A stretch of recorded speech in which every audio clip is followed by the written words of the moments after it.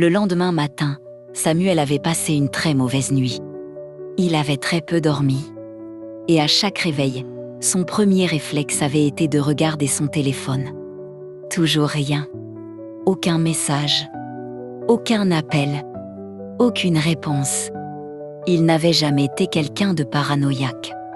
Au contraire, il avait même tendance à être rationnel, à se dire que les gens avaient une vie, des occupations, des imprévus. Mais cette fois, cette situation ne ressemblait pas du tout à Kiki Naya. Et c'était précisément cela qui commençait à l'inquiéter.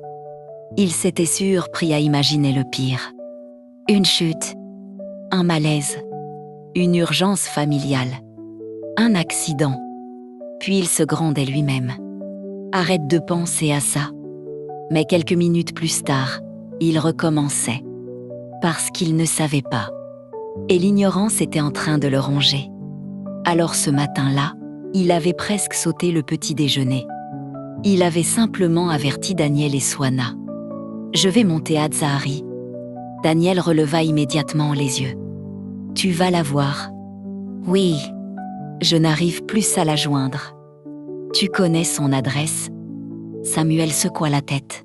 « Non, il doit être dans son dossier de stagiaire chez la responsable. Ressources humaines. Mais je n'ai pas le temps, je suis pressée. Et je m'en veux énormément de ne m'avoir jamais vraiment intéressée à tout ça. Je connais sa faculté, son quotidien, ses habitudes. Mais sa famille, presque rien. » Daniel le regarda et répliqua d'une voix rassurante. « On apprend de ses erreurs. Mais l'essentiel c'est que tu y ailles. » Samuel sourit faiblement. « Eh !»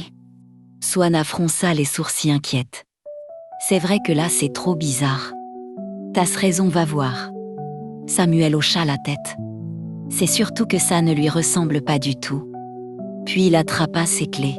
« Je passerai au bureau après si tout va bien. » « D'accord. » Daniel se leva. « Tiens-nous au courant. »« Promis. » Puis il envoya rapidement un message à Amina. « Bonjour Amina, j'arriverai plus tard ce matin. Merci de décaler mes randos, si nécessaire. Je te tiens informé, Samuel. » Puis il quitta la villa. Presque une heure plus tard, Samuel arriva à Zahari. Il ralentit.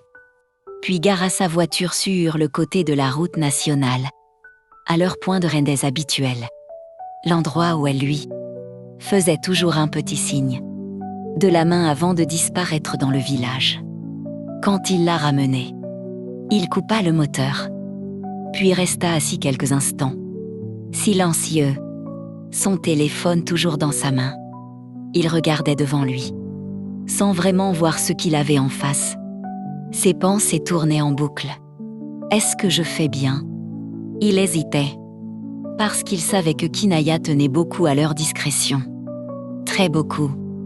Et il respectait cela. Mais aujourd'hui, il avait peur. Et cette peur prenait le dessus.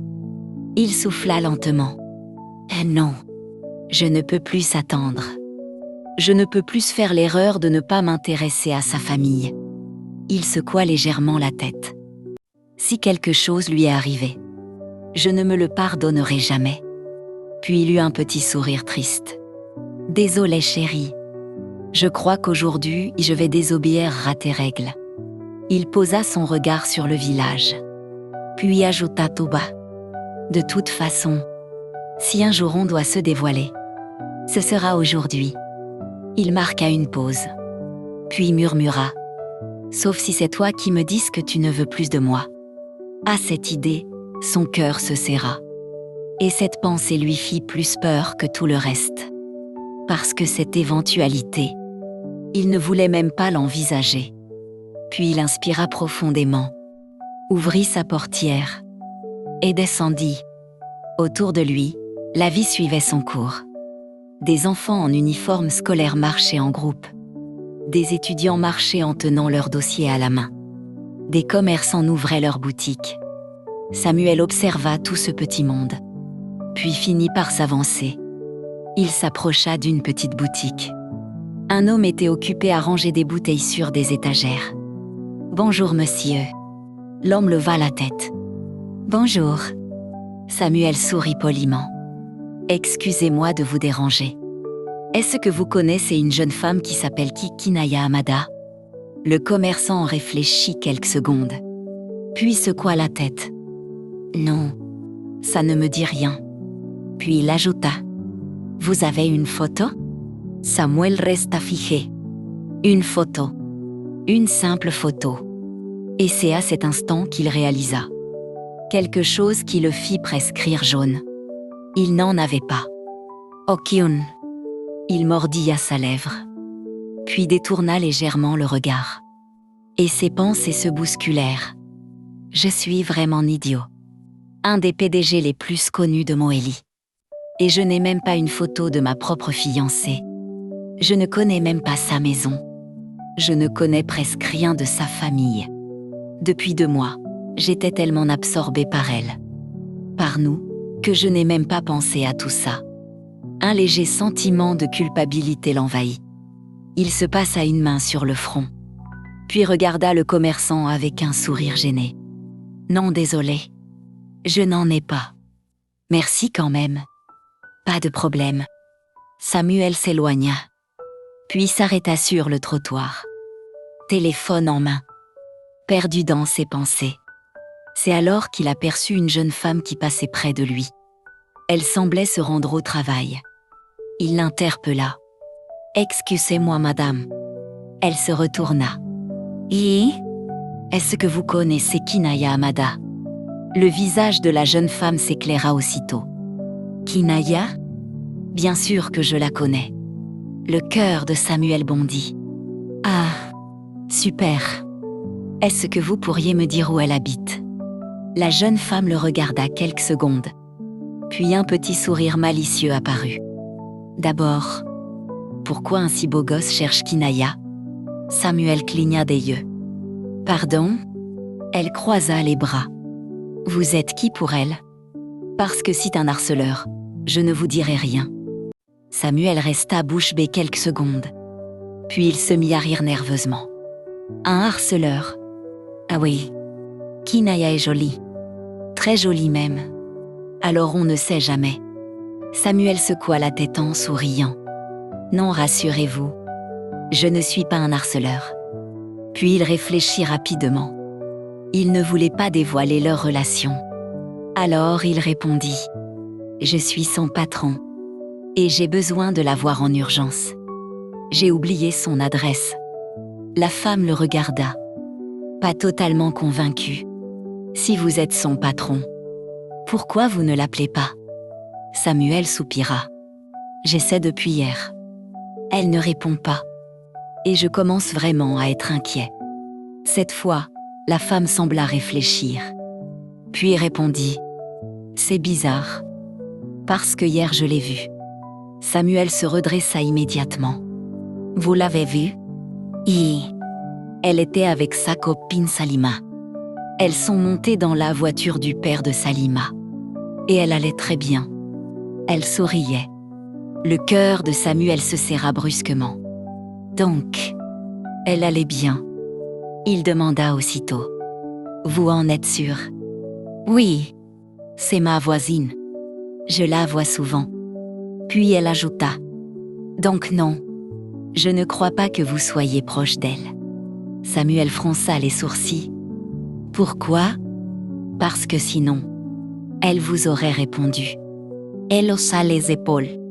Et désolé, je ne vous dirai pas où elle habite. Je n'ai pas confiance. Les inconnus qui cherchent des femmes célibataires, très peu pour moi. Samuel la regarda quelques secondes, puis hocha la tête. Je comprends. Merci quand même. Bonne journée. Bonne journée. Elle s'éloigna. Et Samuel resta seul, debout, au milieu du trottoir, complètement perdu. Ses pensées se bousculaient. Donc elle va bien. Elle n'est pas à l'hôpital. Il ne lui est rien arrivé. Alors pourquoi? Pourquoi elle fait ça? Il sentit un poids s'installer dans sa poitrine. Une sensation désagréable, presque douloureuse. Puis une pensée lui traversa l'esprit. Et il la repoussa immédiatement. Elle s'est mise en couple avec moi uniquement pendant son stage. Il secoua la tête. Non. Impossible, murmura-t-il. Il connaissait Kinaya. Du moins, il croyait la connaître. Et cette hypothèse ne lui ressemblait pas. Alors pourquoi? Il n'en savait rien. Et c'était justement ce qui lui faisait le plus mal. Il retourna vers sa voiture, s'assit derrière le volant, puis resta quelques instants immobile, les mains posées dessus. Il était perdu, complètement perdu, parce qu'au-delà du PDG, du responsable, du chef d'entreprise, il restait simplement un homme amoureux. Et cet homme avait mal, très mal, parce qu'il ne comprenait pas. Il regarda son téléphone, puis tenta un dernier appel. La sonnerie retentit. Encore. Puis la messagerie. Samuel ferma les yeux quelques secondes. Puis il enregistra un message vocal. Sa voix était douce, mais fatiguée. Chérie, je ne comprends pas ce qui se passe. J'essaie juste de te joindre. Et j'avoue que je commence à être inquiet. Si tu as besoin de temps, je peux comprendre. Mais s'il te plaît, dis-moi juste ce qu'il se passe. Même si tu es fâché. Même si j'ai fait quelque chose sans m'en rendre compte. Je veux juste comprendre. Je veux juste savoir si tu vas bien. Rappelle-moi quand tu peux. Puis il raccrocha. Et resta silencieux. Long time. Puis il inspira profondément. Et prit une décision. Il n'allait pas continuer les recherches aujourd'hui. Pas à chaud. Parce qu'il ne voulait pas mettre Kinaya dans une situation délicate. Et surtout, il ne voulait pas la forcer. Même si au fond de lui, une peur terrible était en train de naître. Et si elle ne voulait plus de lui? Il secoua immédiatement la tête. Non, arrête. Elle seule connaissait la réponse. Alors il allait attendre encore un peu, prendre du recul et réfléchir.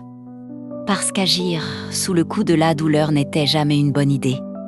Mais une chose était sûre, il était blessé, profondément blessé. Parce que la veille encore, tout allait bien. Et aujourd'hui, il était devenu un étranger à qui elle ne répondait plus. Il démarra finalement sa voiture et prit la direction de l'entreprise, en se disant qu'il allait se plonger dans le travail. En attendant, peut-être, un message, un appel, une explication. Sinon, il verra un peu plus tard comment réagir. Dans sa chambre, Kinaya était assise contre sa tête de lit. Ses jambes étaient repliées sous la couverture. Son téléphone tremblait légèrement entre ses mains. Elle venait d'écouter le message vocal de Samuel. Et ses larmes avaient recommencé à couler. Encore. Et encore. Elle posa une main sur sa bouche pour étouffer ses sanglots.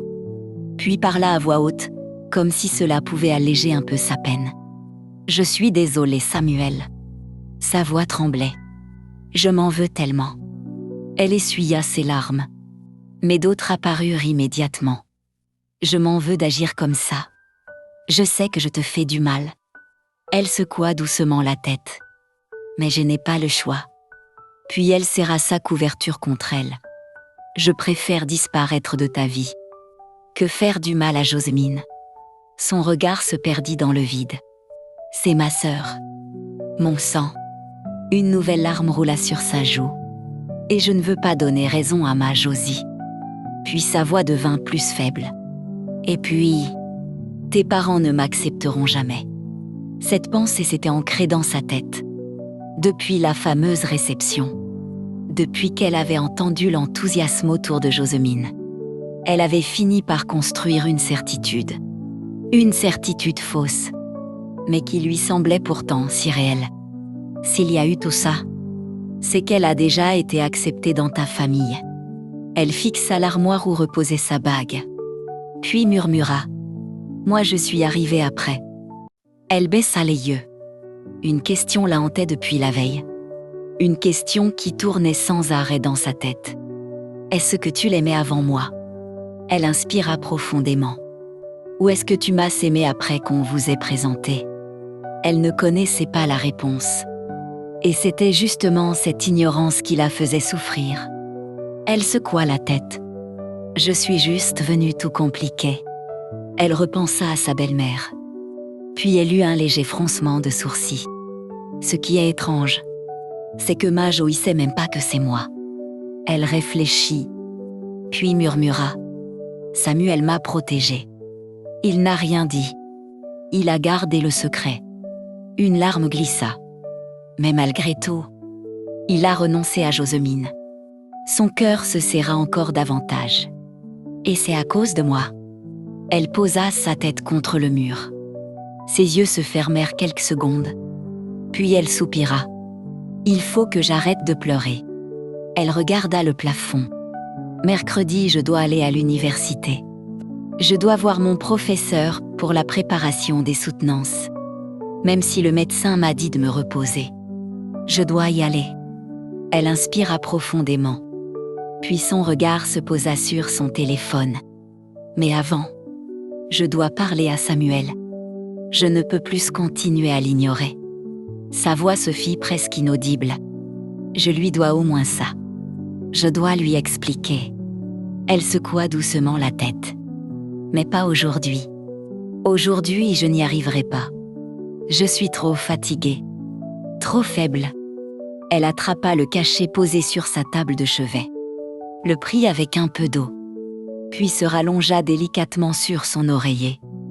Quelques secondes plus tard, son téléphone vibra. Elle regarda l'écran. Salima. Un petit sourire triste apparut. Elle ouvrit la conversation. Salima. Coucou ma chérie. Comment tu te sens? On vient de finir le cours. Tout le monde demande après toi. Le professeur a dit de bien te reposer et de revenir seulement quand tu iras mieux. Et Fawza te dit qu'elle t'attend pour les soutenances. Un autre message arriva. Salima. Tu as aussi demande après toi. Et t'as intérêt à guérir vite sinon je viens te chercher moi-même. Puis un troisième. Salima. Repose-toi surtout. Ne réfléchis pas trop. Je passe te voir ce soir si je peux. Je t'aime ma sœur. Kinaya eut les yeux humides. Mais cette fois, un petit sourire apparut malgré sa peine. Elle tapa doucement sa réponse. Kinaya. Merci ma Salima. Je vais un peu mieux. Je suis juste très fatiguée. Merci pour tout. Et merci aux autres aussi. Elle ajouta. Kinaya. Ne t'inquiète pas. Je vais guérir vite. Je dois être en forme pour les examens. Puis elle posa le téléphone. Son visage était toujours gonflé. Ses yeux brûlaient encore. Mais la présence de ses amis lui réchauffait un peu le cœur. Elle regarda le plafond quelques secondes. Puis murmura. Mon diplôme. C'est la seule chose qui me reste maintenant. Une dernière larme glissa. Puis elle ferma doucement les yeux. Et finit par s'endormir. Épuisée. Le cœur brisé. Le ciel était gris sur fond bonny. Une pluie fine tombait depuis le début de l'après-midi. Et dans son bureau, Samuel essayait désespérément de travailler. Il avait fait bonne figure toute la journée. Il avait assuré son rendez-vous client, répondu aux questions, signé des documents, souri. Mais au fond, il n'était pas vraiment là. Son esprit était ailleurs. Toujours au même endroit. Avec la même personne. Kinaya. Aujourd'hui, Mfa n'était pas là. Il avait pris sa journée. Maïla non plus. Elle avait pris toute la semaine. L'étage était particulièrement calme. À 16 heures, Samuel se tenait debout devant sa baie vitrée. Les mains dans les poches. Le regard perdu sur le ciel gris. Puis il souffla profondément. « Ça suffit » murmura-t-il. Il prit sa décision. Ce soir, il allait encore retourner à Zahari. Et cette fois, il parlerait à Kinaya. Peu importe ce qu'elle déciderait ensuite. Cette situation ne pouvait plus durer. Il avait besoin de comprendre. Vraiment. 2h30 plus tard. Sa dernière visioconférence venait de se terminer. Samuel referma son ordinateur. Puis regarda l'heure. Las 6:30 de la tarde. Il était épuisé. Ses épaules étaient lourdes. Ses yeux aussi. Mais il ne changea pas d'avis. Il attrapa ses clés. Puis son téléphone. Et avant de quitter le bureau, il lui envoya un message. Kinaya, j'ai vraiment besoin qu'on se parle. Je vais monter à Zahari. Je t'attendrai à notre point de rendez-vous. S'il te plaît, viens me voir quelques minutes. J'ai besoin de comprendre ce qui se passe. Puis il quitta le bâtiment et prit la route. Pendant ce temps, à Zahari, Kinaya venait de terminer de manger. Ou plutôt, elle avait essayé. Le plateau était encore à moitié rempli. Elle avala ses médicaments, puis posa le verre d'eau. C'est alors qu'elle vit le message. Son cœur accéléra immédiatement. Elle se redressa dans son lit. « Non » murmura-t-elle. « Non, Samuel. » Elle commença à paniquer. Elle se leva, puis se mit à faire les 100 pas dans sa chambre. « Il va venir. » Elle passa ses mains dans ses cheveux. « Non. » Elle secoua la tête. « Je ne suis pas prête. » Elle regarda son reflet dans le miroir. Le visage pâle, les yeux gonflés, encore faible. Elle n'avait même pas la force de tenir debout longtemps. Puis elle réfléchit. « Je ne vais pas répondre. Si vraiment il vient, et qu'il ne me voit pas, il repartira. » Elle inspira profondément, puis se rassura elle-même. « Et puis ne connaît pas la maison. Je ne dois pas m'inquiéter. » Elle hocha doucement la tête, comme pour se convaincre. Et il repartira.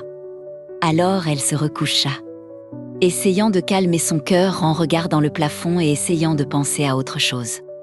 Mais 40 minutes plus tard, son téléphone vibra de nouveau. Elle le prit et commença à lire. « Je ne comprends pas cette attitude. Je ne t'aurais jamais imaginé agir comme ça. Surtout en sachant à quel point je suis fou de toi. » Elle sentit immédiatement les larmes monter. Puis elle continua. « Je ne connais pas tes raisons, mais je te donne une dernière chance de me retrouver en bas de la rue. Je suis garée là. Si dans 20 minutes tu ne viens pas et que tu ne me réponds pas, je viendrai moi-même chez toi. Et nous aurons cette discussion devant ta belle-mère. À toi de décider si tu veux me parler seul à seul, ou devant ta famille. » Elle resta immobile. Puis les larmes commencèrent à couler. Encore. Ses mains tremblaient. Son cœur battait très vite. Elle avait peur. Terriblement peur. Mais elle savait une chose. Samuel ne bluffait pas. Elle le connaissait. Quand il prenait une décision, il allait jusqu'au bout. Elle essuya rapidement ses joues, puis inspira profondément. « D'accord, » souffla-t-elle. « Je vais y aller. » Sa voix tremblait. Mais cette fois, elle avait pris sa décision. Elle s'accroupit devant sa petite commode, puis ouvrit le tiroir et en sortit sa bague. Elle la regarda quelques secondes. Ses yeux se remplirent encore de larmes. Puis elle l'enveloppa dans sa poche. Elle n'était pas encore prête à la lui rendre. Mais elle savait pourquoi elle l'emmenait.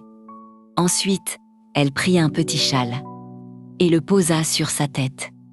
Puis elle resta quelques secondes debout, immobile, à regarder devant elle, comme si elle essayait de rassembler le peu de courage qui lui restait. Puis elle prit son téléphone et écrivit simplement « J'arrive ». Elle envoya le message, puis baissa lentement le téléphone, et une nouvelle larme roula sur sa joue. Parce qu'au fond, elle savait déjà que cette discussion allait changer quelque chose entre eux. Elle ne savait pas encore quoi, mais elle sentait que ce soir ne serait plus un soir comme les autres. Pourtant, son cœur lui criait plutôt de courir, dans ses bras et de s'échapper. Ensemble de tout ça. Quelque temps plus tard, Kinaya sortit doucement de sa chambre. Elle avait son téléphone dans une main, sa bague de promesse soigneusement rangée dans la poche de son jean. Son petit châle recouvrait sa tête. Elle avançait lentement, faiblement. Au salon, Majosi et Josemine regardaient la télévision. Elles tournèrent immédiatement la tête vers elle. Majosi fronça les sourcils. « Où vas-tu comme ça ?» Kinaya inspira doucement. Elle essayait de garder une voix normale. « Je vais chez Salima. Je dois lui donner quelque chose d'urgent pour l'université. Comme demain, je n'irai pas encore en cours. » Majosi la regarda quelques secondes, puis répondit sèchement. « Bon, ne tarde pas alors. Et ne va pas rester des heures à discuter chez ta copine. Sinon je verrouille la porte et tu dormiras dehors. » Kinaya hocha simplement la tête. « D'accord. » Puis elle sortit et referma doucement la porte derrière elle. À peine dehors, elle inspira profondément. Mais immédiatement les larmes remontèrent. Son cœur lui faisait atrocement mal. Elle marcha lentement, ses bras serrés contre elle. Chaque pas lui donnait l'impression de s'éloigner encore un peu plus de son bonheur. Elle murmura « C'est la bonne décision. C'est la bonne décision. » Elle essayait de s'en convaincre, mais son cœur criait le contraire. Elle secoua doucement la tête. « Je ne peux pas entrer en guerre contre Majosi, contre Josemine, contre sa famille, contre les parents de Samuel. » Une larme glissa. « Je suis l'intruse dans cette histoire. Je suis arrivée au mauvais moment. » Elle baissa les yeux. « Je ne peux pas faire ça à ma sœur. » Puis une autre pensée arriva et lui déchira encore plus le cœur. Est-ce que j'aurai seulement le courage de le faire? Samuel est l'amour de ma vie. Elle sentit sa gorge se nouer, mais continua de marcher. Pendant ce temps, Samuel attendait dans sa voiture. Il était soulagé. Hé, parce qu'elle avait répondu. Mais il n'était pas satisfait. Du tout. Il trouvait injuste d'avoir dû la pousser à bout, de devoir menacer de se présenter chez elle. Ce n'était pas ce qu'il s'attendait ni ce qu'il voulait. Il était assis, le doigt sur sa lèvre, le regard perdu devant lui. Il réfléchissait, puis murmura. Pourquoi tout ça? Son cœur lui faisait mal lui aussi. Il souffla. Je veux juste comprendre. Quelques secondes plus tard, il entendit la portière s'ouvrir. Puis quelqu'un s'installer à côté de lui. Il tourna doucement la tête, et son cœur se serra. Kinaya. Elle ne le regardait même pas. Ses gestes étaient lents. Son visage était pâle. Ses yeux gonflaient. Son petit châle recouvrait sa tête. Elle s'installa sur le siège passager et referma doucement la portière. Le silence s'installa immédiatement. Samuel la regarda, et son cœur se serra. Il comprit immédiatement qu'elle n'allait pas bien. Très mal même. Il fronça légèrement les sourcils. Sa voix devint toute douce. « Bonsoir mon cœur. » Kinaya garda les yeux baissés. Une larme roula immédiatement sur sa joue. Samuel sentit sa poitrine se contracter. Il la regarda quelques secondes, puis demanda calmement. « Tu es malade ?» Kinaya répondit d'une toute petite voix. « Non, ça va. » Samuel la fixa. Il savait qu'elle mentait. Il s'approcha légèrement. « Kinaya, qu'est-ce qui se passe ?» Il voulut doucement attraper sa main. Mais aussitôt, elle la retira. Elle tourna la tête vers la fenêtre. Une nouvelle larme coula. Samuel s'immobilisa. Son geste resta suspendu quelques secondes. Puis il ramena doucement sa main contre lui. Il inspira profondément et leva les yeux vers le pare-brise. Le silence s'installa. Quelques longues secondes. Puis il souffla doucement et commença à parler seul, d'une voix calme, triste. « Tu sais, en amour. » Il eut un petit rire amer. « Je ne suis pas quelqu'un qui a eu énormément de chance. » Il regardait devant lui, les mains posées sur le volant. Je crois même que je suis plutôt mauvais dans ce domaine. Il sourit légèrement. Pourtant, j'ai toujours essayé d'être sincère. Toujours. Il avala sa salive. Puis reprit. Et puis un jour, le destin a fait que je sois en altercation avec une femme qui ne m'est pas laissé indifférent. Et par la suite est arrivée dans mon entreprise. Il sourit en coin. Elle était timide, polie. Elle me regardait, comme si j'étais quelqu'un d'impressionnant, alors que je ne suis qu'un homme normal. Une larme coula encore sur la joue de Kinaya. Elle baissa davantage la tête. Samuel continua. Et puis, petit à petit, je me suis attachée à elle, plus que je ne l'aurais imaginé. Il eut un petit rire. Je me suis même surpris à penser à elle toute la journée, à chercher comment lui faire comprendre mes intentions, à chercher à savoir si elle aussi ressentait la même chose, à la séduire et à apprendre à la connaître sans la brusquer. Les larmes de Kinaya recommencèrent. Samuel baissa les yeux, puis souffla. Et aujourd'hui, l'imbécile que tu vois là. Il désigna son propre torse. Il est fou amoureux de toi.